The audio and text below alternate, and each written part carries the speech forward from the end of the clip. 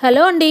Welcome to our channel RK creations. ఈరోజు మనం పిల్లలకి లంచ్ బాక్స్లోకి ఎంతో టేస్టీగా ఉండే బంగాళదుంప కొబ్బరి ఫ్రై ఎలా తయారు చేసుకోవాలో చూద్దాము. దీనికోసం ముందుగా ఒక ప్యాన్లో ఆయిల్ హీట్ చేసుకొని తాలింపు దినుసులు జీలకర్ర ఎండుమిర్చి వేసి ఫ్రై చేసుకోవాలి. తాలింపు వేగాక సన్నగా కట్ చేసిన ఉల్లిపాయలు పచ్చిమిర్చి వేసి వేయించుకోవాలి. ఇందులోనే కరివేపాకు కూడా వేసుకొని ఫ్రై చేసుకోవాలి. ఉల్లిపాయలు వేగేటప్పుడే రుచికి సరిపడా ఉప్పు కొంచెం పసుపు వేసి కలుపుకోవాలి.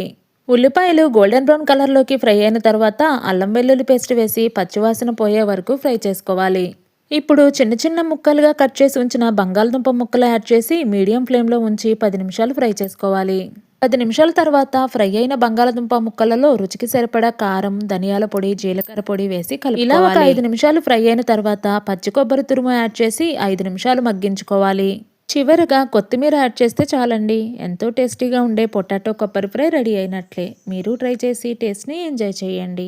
ఇలాంటి మరిన్ని రుచికరమైన వంటల కోసం మా ఛానల్ను సబ్స్క్రైబ్ చేసుకోండి.